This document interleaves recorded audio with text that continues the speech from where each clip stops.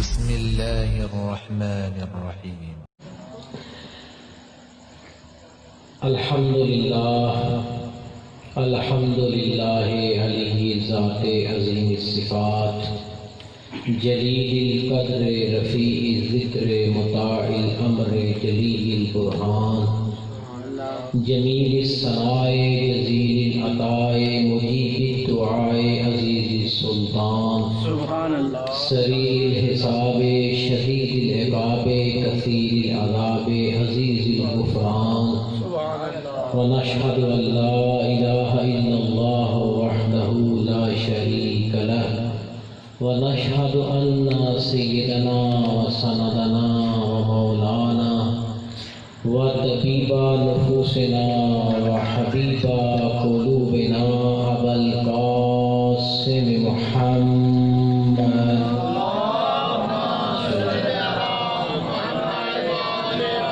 وعلى آله الطيبين الطاهرين المعصومين المنتجبين المنتخبين الذين ألهم الله عنهم الرجس أهل البيت ويطهركم تطهيرا.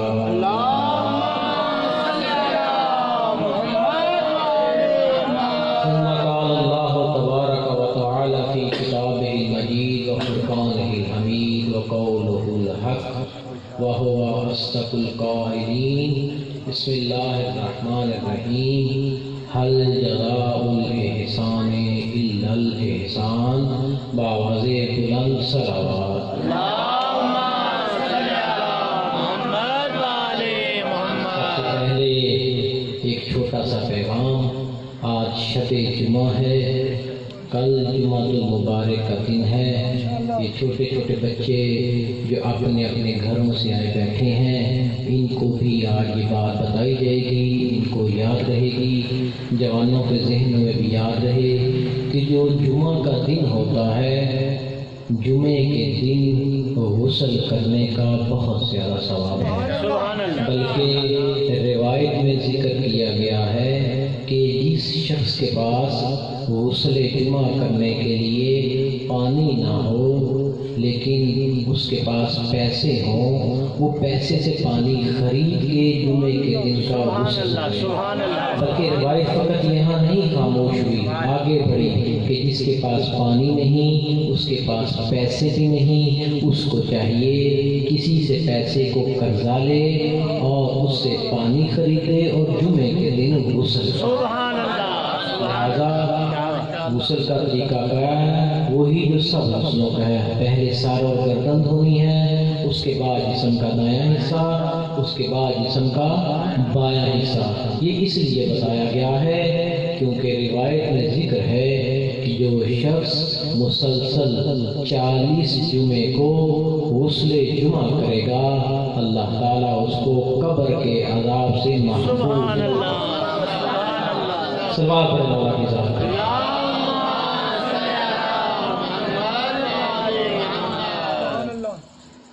یہ کوئی سیاسی جلسہ نہیں، یہ کوئی کالج یا یونیورسٹی کی کلاس نہیں کہ سکول اس کے درجے ہوتے ہیں. پرائمری اسکول میں چھوٹے بچے، ہائی اسکول میں بڑے بچے، کالج میں اس سے بڑے بچے، یونیورسٹی میں اس سے بڑے بچے. لیکن واحد حسین علیہ السلام کی یونیورسٹی ہے کہ جس میں پرائمری سے لے کے ایم اے تک کے لوگ علم حاصل کرتے ہیں.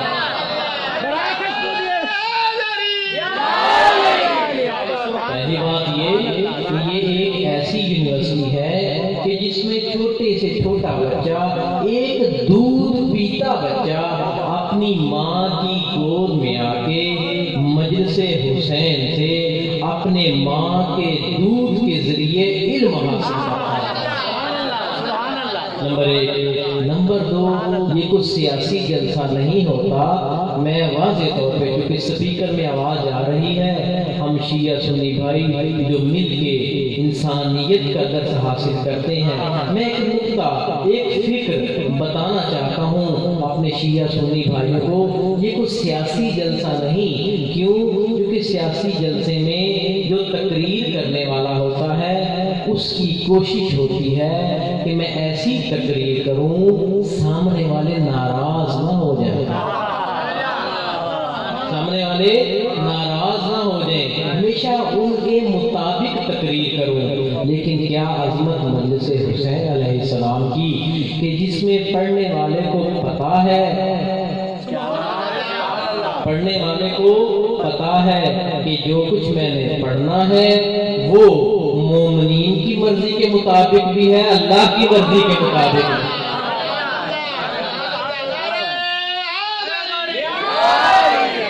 وہ اللہ کی مرضی کے مطابق بھی ہے۔ میں اپنی گفتگو شروع کرتا ہوں، نہیں معلوم کتنا وقت ہے، لیکن کوشش یہ ہوگی کہ اس مختصر سے وقت میں کچھ فضائل بیان ہو جائیں، کچھ پیغام آپ کو مل جائے، اور کچھ ہم اپنی آنکھوں سے آنسو بہا کر شب جمعہ کو اللہ کی بارگاہ میں حاضر ہو جائیں۔ توجہ ہے نا سب کی؟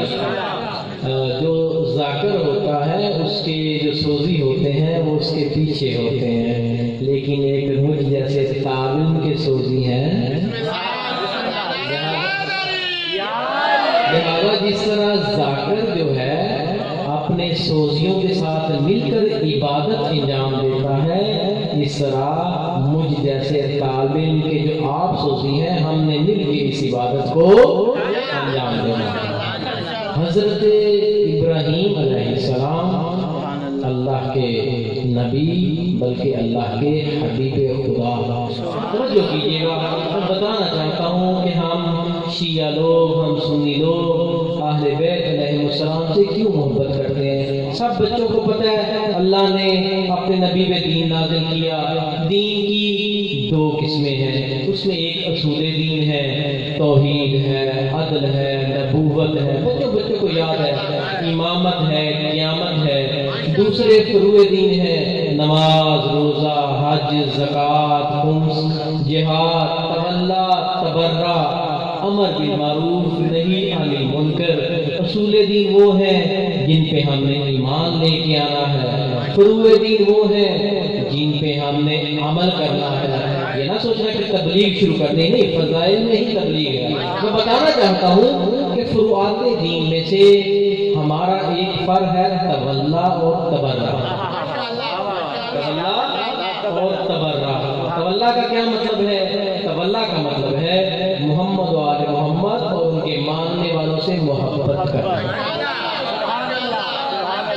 تبرع محمد و آل محمد کے دشمن اور جو دشمن کے دوست ہیں ان سے بیزاری کا اظہار کرنا۔ اگر کسی کو لعنت کا لفظ برا لگے کہہ دو بیزاری کا اظہار کرنا۔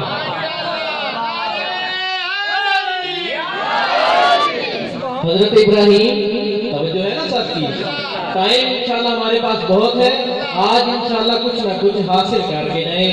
بچوں کے، جوانوں کے، میرے بزرگ بیٹھے ہیں، اور یہ یونیورسٹی میں نے بتائی ہے، یہ ایسی یونیورسٹی ہے کہ ہر کوئی اپنی طاقت کے مطابق علم حاصل کرتا ہے۔ حضرت ابراہیم نبی ہیں، ہر نبی کے دور میں ایک ظالم بادشاہ ہے، ہر امام کے دور میں بھی ظالم رہا ہے۔ اللہ کے نبی حبیب خدا حضرت ابراہیم نبی مقابلے میں ایک دشمن کیا کہا اس نے کہا میں ابراہیم کو آگ جلاؤں گا۔ سمجھ آ رہی ہے نا جی؟ میں، جوانوں توجہ کیجیے گا کہ یہ تولا کیا ہوتا ہے، یہ محبت کیا ہوتی ہے۔ میں حضرت ابراہیم کو آگ میں جلاؤں گا۔ اس نے کیا کیا؟ حضرت ابراہیم کو آگ میں جلانے کے کتنی لکڑی کافی ہو؟ مان 1.5 من، 2-2.5 من کر لیں، کتنی لکڑی کافی۔ لیکن روایات میں یہ ہے کہ اس نے جناب ابراہیم کو آگ میں جلانے کے لیے کئی کلومیٹر تک آگ جلایا، یعنی مقصد جلانا نہیں، مقصد دہشت کاری کرنا، مقصد روک ڈالنا۔ آگ بھڑک رہی ہے، کیا دیکھتے ہیں کہ ایک چڑیا ہے، وہ جاتی ہے نہر کی طرف، اپنی چونچ میں پانی کا ایک قطرہ لیتی ہے، آ کے آگ پر ڈال دیتی ہے۔ پانی میں پانی کا قطرہ چوٹ میں لیتی ہے، آگے آگ میں ڈالتی ہے۔ جب کافی دفعہ چڑیا نے یہ کام کیا، کسی نے چڑیا سے پوچھا، اے چڑیا اتنی کلومیٹر پھیلی آگ، تیری چونچ میں پانی کا ایک قطرہ اس آگ کا کیا بگاڑے گا؟ عجب نہیں چڑیا نے آواز دی ہو، مجھے بھی پتا ہے کہ پانی کا ایک قطرہ اس آگ کو کچھ نہیں کر سکتا، لیکن میں اپنے عمل سے بتانا چاہتی ہوں، میں ابراہیم کے ماننے والوں سے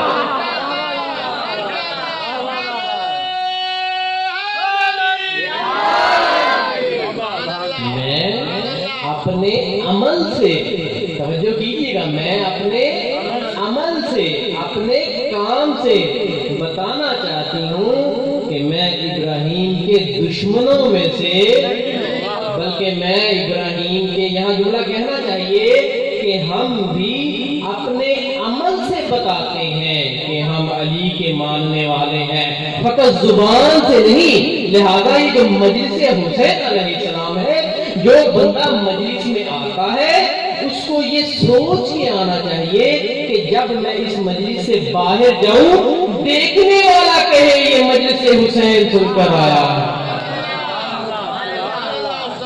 جو باہر جائے گا اس کا عمل ایسا ہوگا، جو بے نماز اندر آئے گا باہر جا کے نماز کا پابند ہوگا۔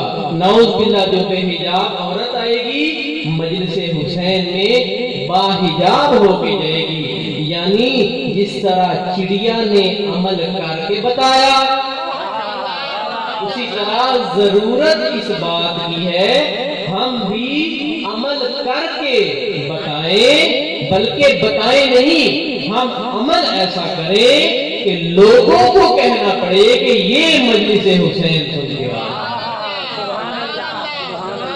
اور یہ مجلس حسین یاد رکھیں، میں گزارش کروں گا اگر کوئی جوان باہر بیٹھا ہے اندر آ جائے، آج اس محفل میں ہم ذرا نورانی فضائل بیان کریں، تاکہ جس طرح ہمیں ہمارے والدین نے ہاتھ پکڑ پکڑ کر یہاں تک پہنچایا ہے، آپ کا بھی فرض ہے کہ اپنے بچوں کو پکڑ پکڑ کر مجلس حسین میں لائیں، تاکہ وہ بھی کل کو اس در پہ آ جائیں۔ جس طرح ہم لوگ عزادار بن کے آتے ہیں مجلس میں، اسی طرح ہمیں طالب علم بن کے آنا چاہیے، کیونکہ جس طرح یہ مجلس ہمیں عزاداری سکھا رہی ہے، اسی طرح یہ مجلس ہمیں علم دے رہی ہے۔ ارادہ اگر ہو تو میں آل محمد کے علم میں سے ایک نمونہ ذکر کرنا چاہتا ہوں۔ بسم اللہ۔ کہتے ہیں کہ جب جنگ ہوئی نا مولا امیر علیہ السلام کی خارجیوں سے، تو جنگ ختم ہوئی، کچھ خارجی آئے مولا کی خدمت میں، مولا کو آ کے کہتے ہیں یا امیر المومنین، اگر آپ ہمیں چند سوالوں کے جواب دے دیں تو ہم آپ کی امامت کو تسلیم کر لیں گے، لیکن غور کیجیے، لیکن ہم سب کا سوال ایک ہے، جواب ہمیں مختلف چاہیے۔ سب کا سوال ایک ہے، یہ بچوں کو یاد ہوگے سوال انشاءاللہ، اپنی کتابوں میں پڑھیں گے، کیونکہ بچے سکول نہیں جاتے، پڑھتے نہیں ہیں، یہ مولا کے جواب سنیں، انشاءاللہ آپ علم حاصل کریں گے۔ مولا ہم آپ سے سوال کرنا چاہتے ہیں، آپ ہمیں جواب دیں، لیکن ہم سب کا سوال ایک ہے، ہمیں جواب ہر ایک کو مختلف چاہیے۔ پوچھو، پہلا آتا ہے یا امیر المومنین، علم افضل ہے یا مال؟ علم افضل ہے یا مال؟ مولا جواب دیتے ہیں علم افضل ہے، دلیل مولا فرماتے ہیں مال فرعون کی میراث ہے، علم انبیاء کی میراث ہے۔ مال فرعون کی، بچوں یاد رکھو، مال فرعون کی میراث ہے، علم۔ اور یہاں میں ایک نقطہ بتاتا چلوں کہ دنیا کی جو محبت ہے انسان کو بہت دور تک پہنچا ہے۔ دنیا کی محبت، ہاں دنیا میں رہو اپنے جینے کی حد تک۔ سبحان اللہ۔ بات کو آگے بڑھاؤں، اگلا آیا یا سوال ایک ہے یا امیر المومنین، علم افضل ہے یا مال؟ مولا فرمایا علم افضل ہے، دلیل مولا فرمایا مال خرچ کرنے سے کم ہوتا ہے، علم خرچ کرنے سے بڑھ جاتا ہے۔ اگلا آیا یا امیر المومنین علم افضل ہے یا مال؟ سوال ایک ہے جواب مختلف ہے. یا امیر المومنین علم افضل ہے یا مال؟ مولا فرماتے ہیں علم افضل ہے. مولا دلیل؟ مولا فرماتے ہیں مال کی تمہیں حفاظت کرنی پڑتی ہے، علم تمہاری حفاظت.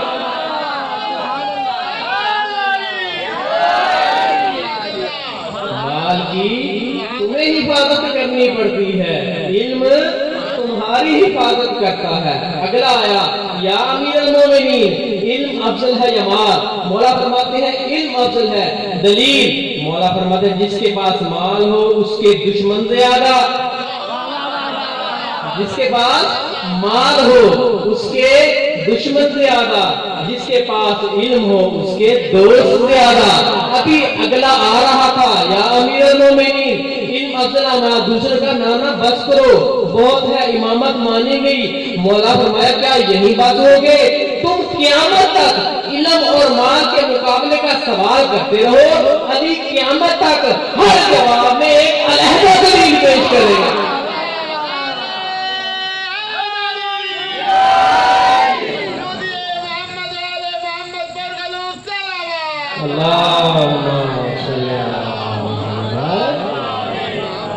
کیونکہ علی کا علم لوگوں کا عطا کیا ہوا نہیں ہے، بلکہ علی کا علم بقول رسول انا مدینۃ العلم وعلی بابها، میں علم کا شہر ہوں، علی اس کا دروازہ ہے. ایک جملہ یاد آ گیا، نہ جانے مجھے یہاں کہنا چاہیے نہیں، لیکن میں آپ کو اشارہ بتاتا چلوں. ممکن ہے کہ اس حدیث کو بھی لوگوں نے بدلا ہو، کسی نے کہا ہو فلاں جدار ہوا، فلاں سک ہوا. اگر علی علم، اگر رسول علم کا شہر ہے، علی اس کا دروازہ ہے. ممکن ہے کسی نے کہا ہو فلاں اس کی چھت ہے، فلاں اس کی دیوار ہے. میں یہی کہوں گا لاکھوں چھتے بناتے رہو، لاکھوں دیواریں بناتے رہو، لیکن یاد رکھو شریف گھرانے کا جو فرد ہوگا جب بھی وہ کسی شہر یا گھر میں داخل ہوگا نہ چھت سے آئے گا نہ دیوار سے آئے گا بلکہ دروازے سے آئے گا.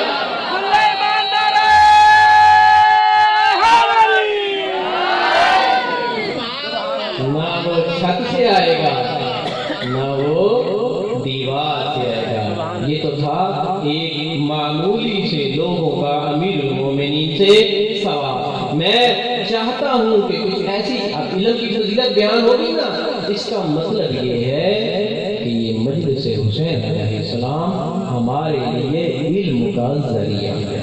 صلوات اللہ